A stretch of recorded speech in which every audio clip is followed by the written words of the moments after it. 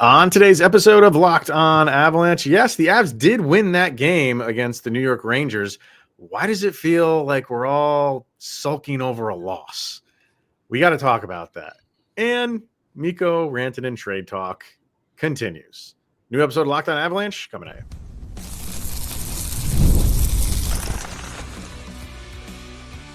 You're Locked On Avalanche, your daily podcast on the Colorado Avalanche. Part of the Locked On Podcast Network, your team every day.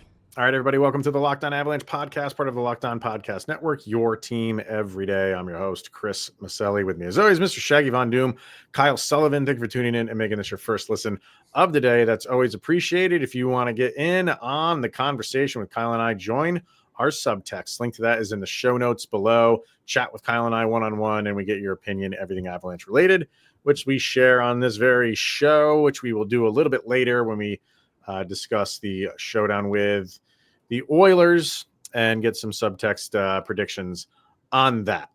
That's the upcoming game. Like we always do, let's put a bow on the most recent game, and that was obviously against the New York Rangers, which the Avalanche had no business winning that game, but they did, and you're not going to apologize for it. There's not an asterisk that shows up in the standings at the end of the year. It's like 2 points, but that doesn't exist. 2 points is 2 points. You got them.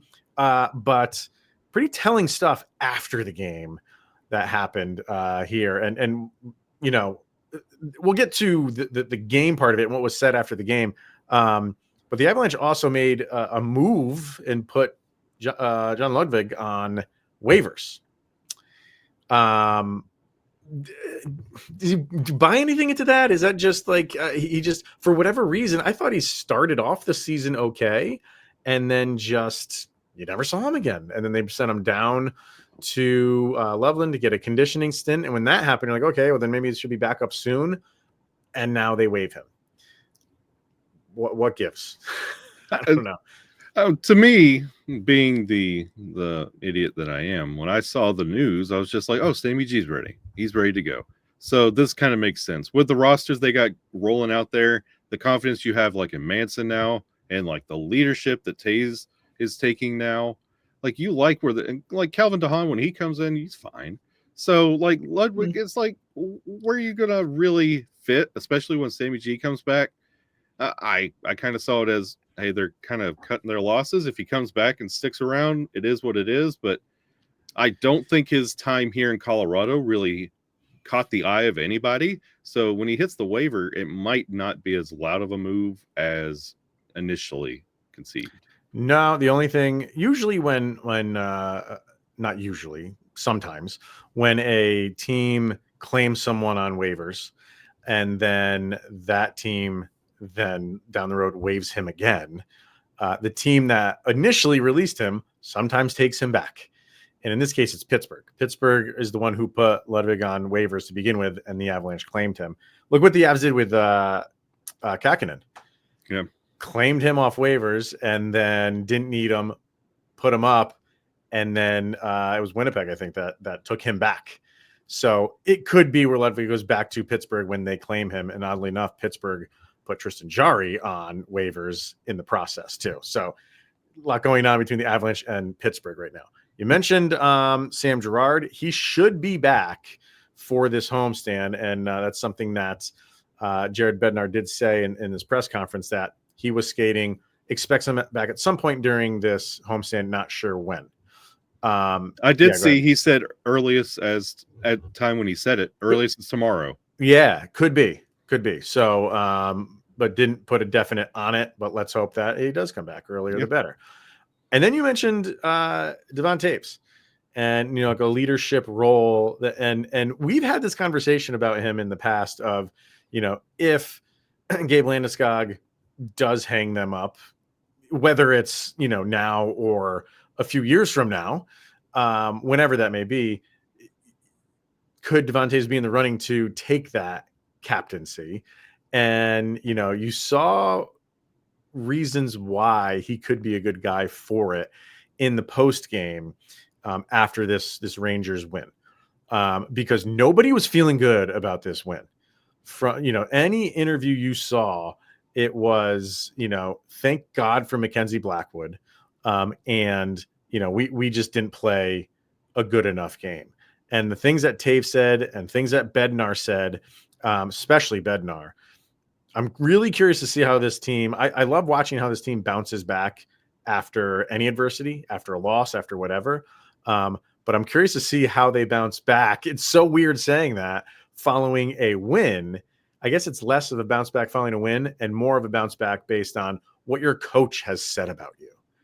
I'll get into the specifics of what he said, but what's your thoughts on what Toews said? Because he called out the team, not in this anger type of way, just we got to be better.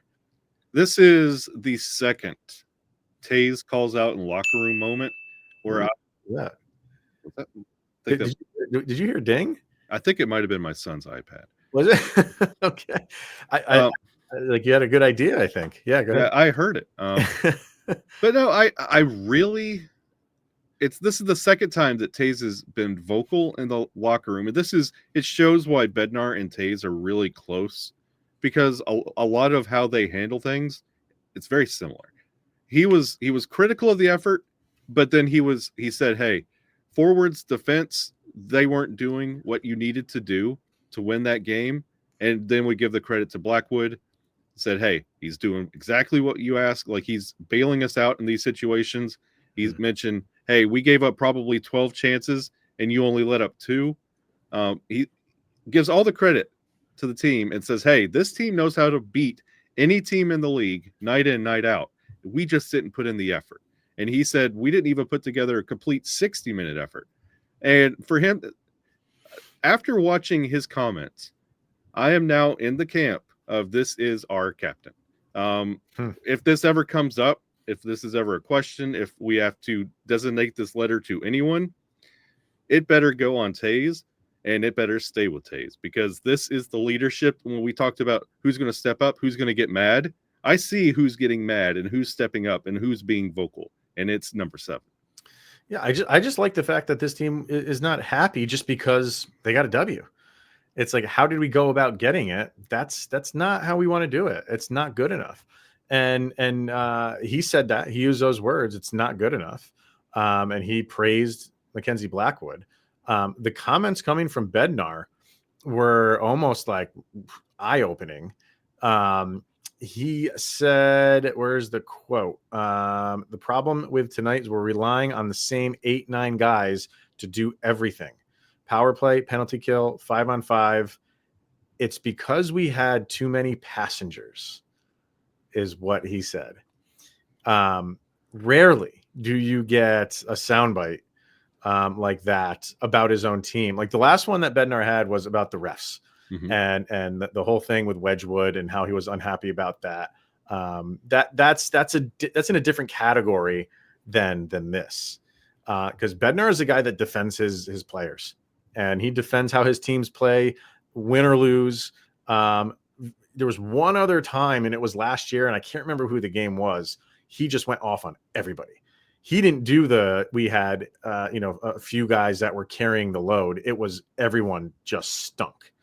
This time he's separating the team and saying half of you were good, the other half just stood around and did nothing. And he didn't call out names.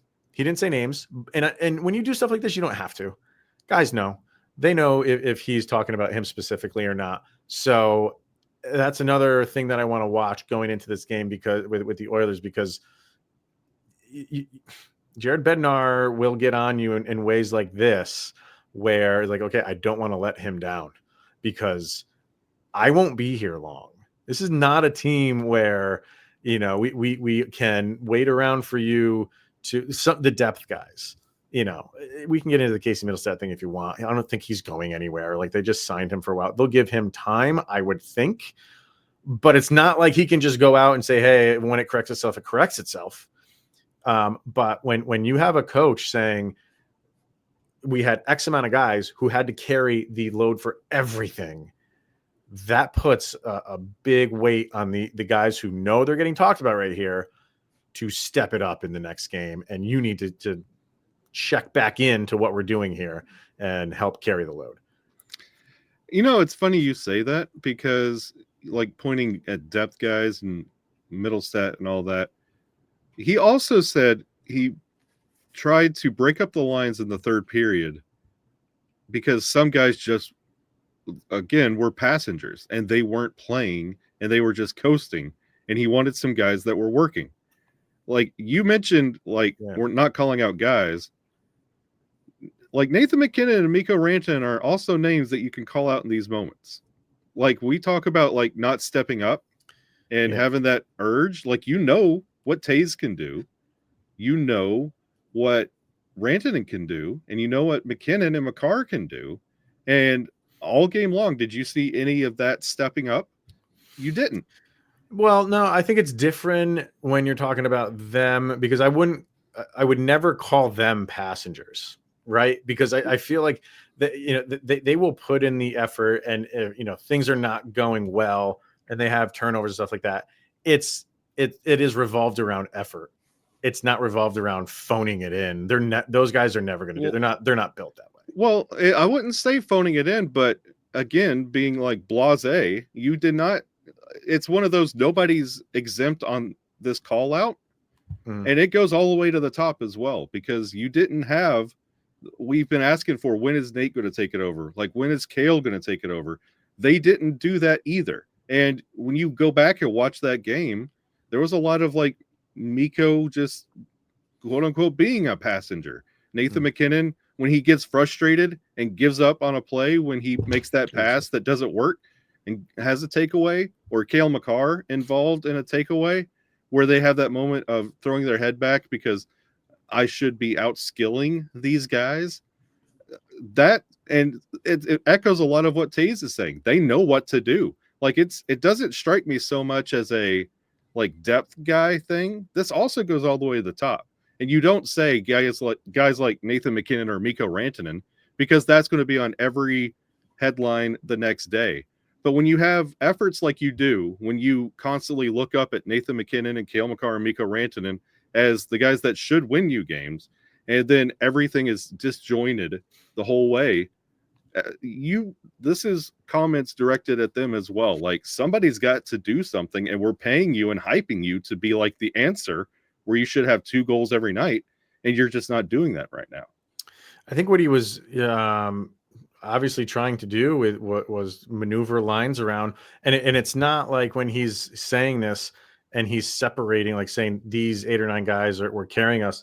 It's like you're saying, it's not just the top guys. The top guys are carrying us, bottom guys aren't. And it wasn't like that, because there were some guys that were real, like Parker Kelly was fighting tooth and nail for everything. Logan O'Connor obviously was too. So he was trying on the fly to piece together lines that were doing what he wanted them to do and putting them together, because it wasn't just, okay, our top 6 are doing what we want, the bottom 6 are not. It was a little bit of everywhere. So he had to patchwork everything together. And I think that's kind of just makes him a brilliant coach, rather than just letting them all go out in their lines. No, he sees right in front of him things that are not going well. Who's not doing well? I am burying your minutes. I don't care. And I'm going to, the guys that are giving me everything that they got, we're going to mix match these lines and let's see what we can do. It turned out to be a win. But you watch him in that post-game press conference. If you didn't know that the Avs won, you would have absolutely thought that they lost that game, the way that Bednar was answering those questions. He was holding back. He wanted to unload. And if they had lost that game, probably would have. But I think he took a little bit of solace in that, hey, we got the 2 points, so I'm not going to go down that road, but I can still call guys out, even though we won the game, that I was not happy with it. And Devon Toews did the same thing. So I like that. I like seeing that. And it's not just, hey, we won the game. Forget how we got there. Nope. That's not how this team operates. It's not how Bednar operates. So, he's not happy with the power play. There's a lot of things that he's not happy with. We'll see what they can do against Edmonton, because it's going to be a battle. We'll get to that in a little bit. You mentioned Mikko Rantanen a few times in that segment, and there is more talk. There's more Mikko trade talk, and this one's getting a lot of publicity, but we'll talk about it. again, because it's going to be the hot topic until this guy gets signed. So let's take a break. We get back. We'll dive into that right after this. All right. Indeed, you just realized your business needed to hire someone yesterday. And how can you find amazing candidates fast? That's easy. Just use Indeed. And when it comes to hiring, Indeed is all that you need to stop struggling to get your job post seen on other sites. Indeed's sponsored jobs puts your post at the top of the page and help you reach the right candidates faster. Now you can speed up your hiring process with a $75 sponsored job credit. Just go to indeed.com/locked on right now and support Locked On Avalanche by saying you heard about it right on this pod. You heard about Indeed on this podcast. Terms and conditions do apply. And if you're hiring, Indeed is all you need. All right. Mikko Rantanen. We are probably going to be talking about him until something happens. I think you and I are still both in the camp that something gets done between the Avs and Mikko, but it's just like every day that goes by that, nothing's happened is one more day closer to the trade deadline, one more day closer to the end of the season, one more day closer to free agency where he can sign with anybody. And if it's outside the Avalanche, they lose him for nothing. And because of that, you're getting a lot of talk about the Avalanche potentially trading Mikko Rantanen. And it came up again on one of the shows. Which show was it? I just had it up here and I lost it. It was a Sportsnet show. It was like it was a Kipper and Bourne, I think it was. Yeah, something like that. And Remy Laveau from Shorzy. No, Remy Laveau. He made a very to me, it's the way he said it. It was a very matter of fact statement from him to be like, it's happening. He was basically like, no, if the Avs cannot find a deal with Mikko Rantanen, he says by the Four Nations tournament, it's a done deal. They're going to trade. That's the impression that he gave off. Was that it's done. The Avalanche are not going to mess around with this. They are not going to lose him for nothing. And if they can't find a common ground with him by the Four Nations tournament, not even by the trade deadline, they're going to facilitate a trade to get something in return for Mikko Rantanen. We'll start there. I want to know what you think. Well, I would say it's dumb. I would say that, like, everybody's operating under this silence is bad deal. Right. Like, yeah. And I think that's the really big problem. I think, and of course, this is coming from like media. This is coming from outside media. That is, guess what? You live on stories like this. You live for headlines and you live for buzz. And guess what? It makes them mad that there is no buzz right now. So yeah, the silence is deafening. And it's not a bad thing, because you have to understand, one, if they let Mikko if he gets traded or if they let him walk, this is a permanent mark against the front office, because Mikko Rantanen is one of those players you cannot let walk out the door, even trade him out the door for, I don't care who. I really don't. Mikko Rantanen, he is like, no, you're going to really have to spin it for me. Because whoever you're bringing in, you're still going to have to sign that player. And you can't tell me that contract is something you can do and not pay Mikko Rantanen. Right. You could get crazy with that deal. You could go shorter and just say, hey, buddy, give me a team-friendly deal until the cap is like through the roof, and then we'll pay you giga millions. It doesn't matter. Like Mikko Rantanen, he's on pace right now. He's got 61 points. He could be touching 110, 120. And we're talking about he's got bumped down because, nobody's producing in that Ranger game. Even at his typical Moose tempo, he's on pace for 110, 120 points. Like, you cannot let him go out the door. So I understand where all this is coming from, and everybody automatically assumes silence means they can't reach a deal. They're still toying with Landeskog, seeing what's going on there. They're still looking at a couple other options on how they're going to deal with this team and the finances. Is Nichushkin ever going to come back healthy? What's Miles Wood look like? There's a couple other things they have to look at. They have confidence in the Mikko deal, or you would be hearing, I'm hearing phone calls. You would hear a little bit more. Silence means nothing, so leave it at nothing. I think if you have the Avalanche considered a trade for him, I would think if you're a good front office, like it has to be on your list somewhere. It's probably down at the very bottom, but it has to be on there somewhere. And maybe you're not giving it a lot of look, but have they discussed it? Probably for a few seconds. You know, they would not be a good front office if they didn't at least entertain the idea. And if they ever do that, like, of course, like whatever you bring in there we go. There's none. I don't think they like this. I don't think they like the I don't know what that's coming from. The Mikko trade talk. If they go down that road, like, yeah, what you get in return is going to have to equal the production of Mikko Rantanen. And like you said, not many wingers out there are at the production level of Mikko Rantanen. So it's not going to be it could be a 1-for-1. I don't know who you're, the one that they threw out on the show was what's his name on Toronto? Oh, JT. Oh, Marner, Mitch Marner. Marner. And it's not a 1-for-1. No. So what you would have to get in return has got to be substance. And it doesn't make you better. The Avalanche are built to win the Stanley Cup. So why would you trade Mikko Rantanen for what you get in return? Doesn't make you better to go win the Stanley Cup. It wouldn't make any sense to do that. If you have visions of we are built, we went out and traded both our goalies by December to not cheaper either. Cheaper. Why? Because we feel like we can go win the Stanley Cup. Then why would you turn around and trade one of the most important players on your team? And tell me what deal is going to make you better now. You might get assets, you might get prospects, you might get draft picks, you might get current players that are really good. But is it good enough to continue your ascent to trying to win a Stanley Cup this year? Probably not.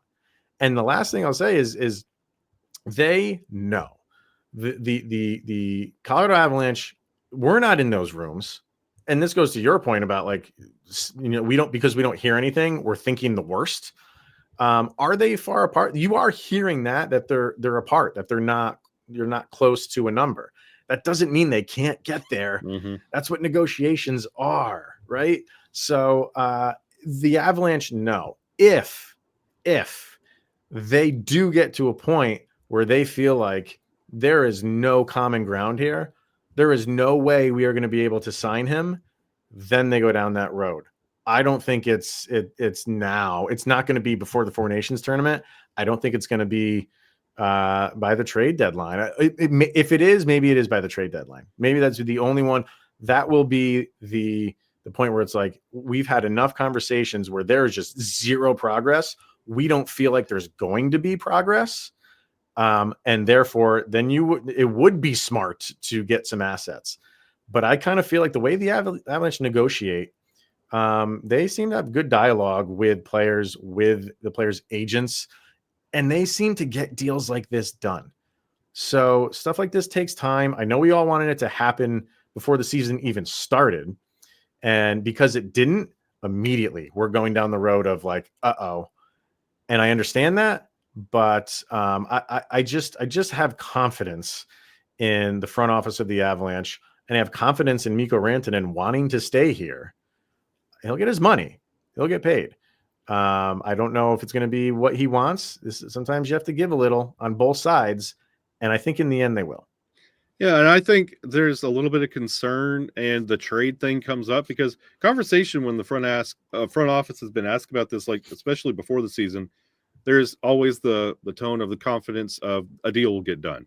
And I think the New York Rangers trading Trouba, their captain, out has kind of put the league on notice of like, wow. So if things aren't going well, captains are getting traded. Like that's a big deal. And then you're looking at the situation in Vancouver and you're like, what's going on here? And both of them on the block. Is that true? And then you look at Colorado because everybody's trying to pick them apart, and they say, oh, they're not getting a deal? Well, they must be looking for something. No, that's not the case. Right. There's a lot of other balls that they're trying to juggle with Landeskog, with Nichushkin, with Miles Wood. Like, what contracts are we actually going to hold on to? And I feel like there is confidence, because this would be laughable. Like, if he finishes the season with 100 points, this is 3 years in a row of a 100-point player. And this would be like Theo Fleury when that deal was made. He was leading the league in points at the time, if I'm not mistaken, when he did come over to Colorado. Mm-hmm. Like, this is a significant, groundbreaking move, more than a JT Miller, more than a Mitch Marner, because Marner is just, he's not that level of Mikko Rantanen, and the Avalanche just cannot let that caliber of player walk out the door or be traded out the door. I think the devil's advocate would say, like, you can't let him walk and get nothing in return. I do understand that thinking. But let's say, like, best case scenario, Avs don't trade him. Best case scenario, they go on and win the Stanley Cup. That's what you play for. Mm-hmm. And you go on and win the Stanley Cup, and then you lose him in free agency. The Avalanche would hate it, but I think at the same time, they would live with it, because, like, we that's why we kept him, was to win a cup. And we did. Now, that's very difficult to do. So the opposite of that is that even if you make a run in the playoffs and he still walks, is that like, hey, maybe we should have, you can always look at hindsight being 2020 and say, oh, you should have dealt them because you didn't win the cup. And odds are more likely that you don't win a cup than you do. So I'm fine with hanging on to him. And then if he does walk, you can go make moves. You're not going to get a Mikko Rantanen in return. You're not. But it would open up money to play with and bring in a couple guys to try to match what Mikko he gives you. So this is the whole front office and the wheelings and dealings that goes on. I'm always fascinated by that stuff. I'm interested to see how this plays out. I think it will all work out in the end. And I go back to the Gabe Landeskog one. They signed him in the 13th hour, right before free agency was set to hit for him, and he got signed. Mm-hmm. So they just find a way to do this. And I think you hit the nail on the head. When it's when there's just silence and you're not getting any updates, we're all thinking the worst. Get it? But let's see how this plays out. And then if he does walk, then we can have that conversation of like, how could the Avalanche let that happen? But we'll cross that bridge when we never come to it, hopefully. All right, let's get our last break in. When we come back, we'll touch on this game between the Oilers. Always big when these two teams link up. Let's get our last break in, and we'll do that next. Let's hear from Game Time. We love going to live events, whether it's sports, music, theater, or comedy.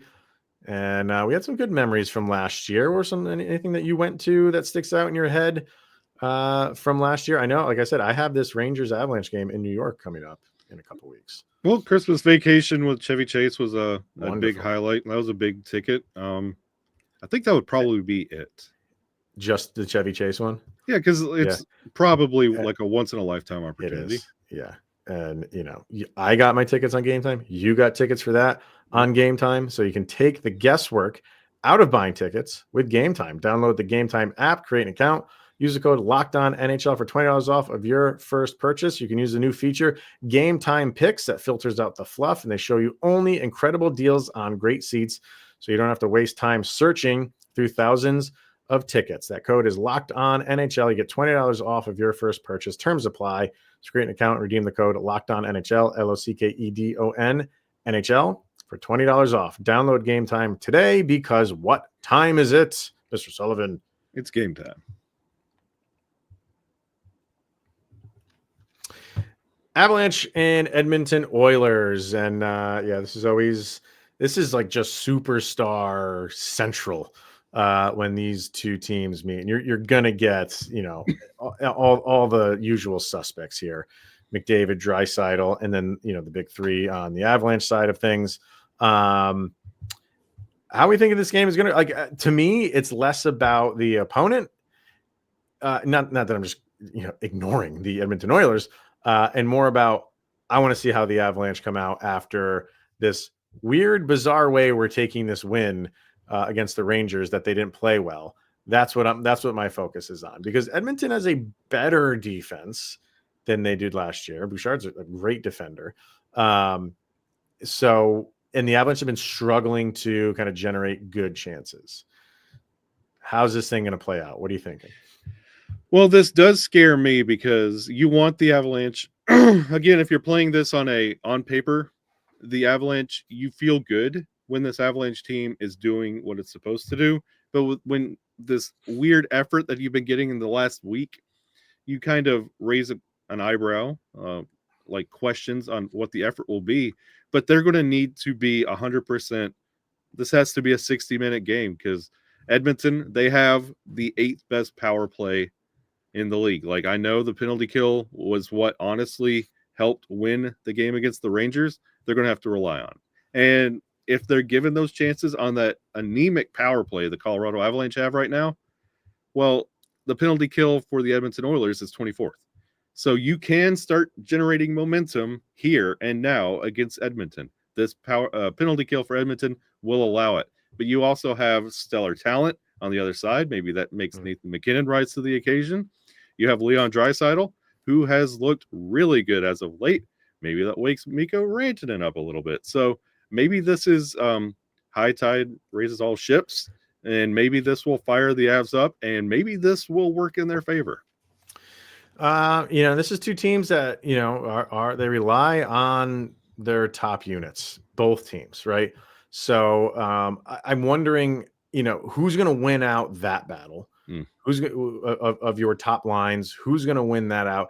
And then that leaves who's the better depth? Because both of these teams, you look at just like the stats for Edmonton. Obviously, you have Draisaitl and McDavid at the top.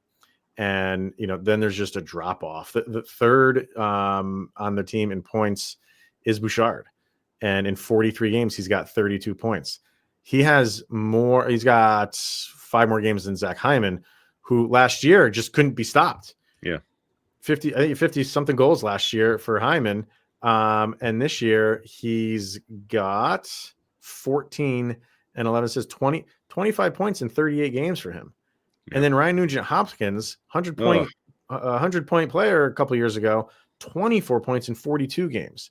So those guys have kind of come back down to earth a little bit, and it's back to top heavy team. And a lot of people want to label the Avalanche as that as well. So are these two teams like a mirror image of each other? You have great superstars, great defensemen, and depth that you hope shows up. But see, the thing for Colorado that gives them the upper hand, depending on this might be a Blackwood game, I would assume it to probably. So that's better than Stuart Skinner and Calvin Prickard. Sure. So you have the upper hand there. So you have confidence in your goalie. It's everybody in front. And the Avs have to see that as their weakness. You have superior goalie, and you between Picks and Skinner, like you could do better. So you could take advantage of this if you actually do what you're supposed to do.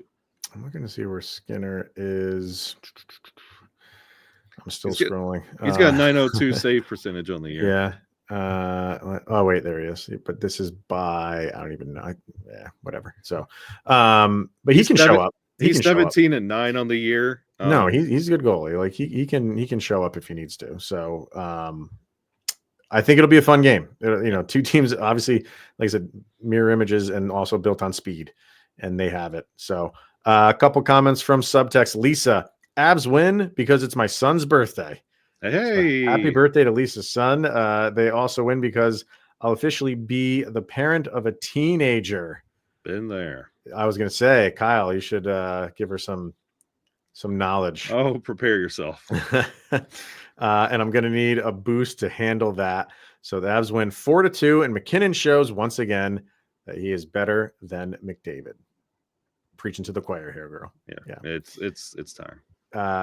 Let's see. Cody says, as long as Avs offense works, then I don't see why they can't win 4-2 or 4-1, as it's the second half of back-to-back for Edmonton. Okay, I didn't even realize that. Yeah, that's what they're playing right now.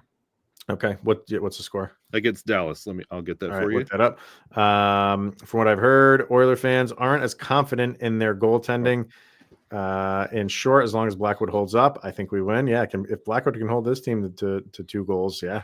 It's actually Minnesota, and it is tied 3-3 going into the third. Going into the third. Okay. All right. Madam Battleaxe says, now that Nichushkin is going to be out for longer, yeah. Mhm. I truly have no idea. However, if their power play is anything like last year, and this isn't looking too good. Well, like Kyle said, they're a good power play. Mhm. Last year they were setting records. They're still up there. I want to say Avs 3-2, but honestly, I think it will be Edmonton 4-3. Please call me out if the Avalanche do win. Gladly. No, but see, that's the problem the Avs have set for themselves, because I agree with Cody about the 4-1 effort, but I agree with Madam Battleaxe. If you get effort like you get against the Rangers, it's going to be 4-3 Edmonton. Yeah, I know. So it's true. Avs fan forever. If they play anything like they did yesterday, then I predict a loss. It's nice to have a goalie that can steal us a game, but I doubt it happens twice in a row. It's happened. 13 games? How many games has he played for us already? It's happened every game he's played. So I have all the confidence in the world in Mackenzie Blackwood right now. There's just pieces of the Avalanche and other aspects, namely the power play, that I don't. So we'll see how this thing shapes up. I just think it's gonna be an exciting game. Yeah. What Avalanche team goes out there is going to be the question. Yeah, definitely. And don't hang your hat on like the first 5 minutes or even the first period, because we've seen how this team kind of kicks it into gear in the second. But I don't know. Got to watch and see how it all plays out. And however it does, we'll be back tomorrow to talk about it. So that's going to wrap it up for today. Thank you for tuning in and making this your first listen of the day. That is always appreciated. He is Mr. Shaggy Von Doom, Kyle Sullivan. I am Chris Maselli. This is the Locked On Avalanche podcast. See you guys tomorrow. We made it through another 24 hours where Sidney Crosby is that much closer to being a Colorado Avalanche. It might happen. Don't even start.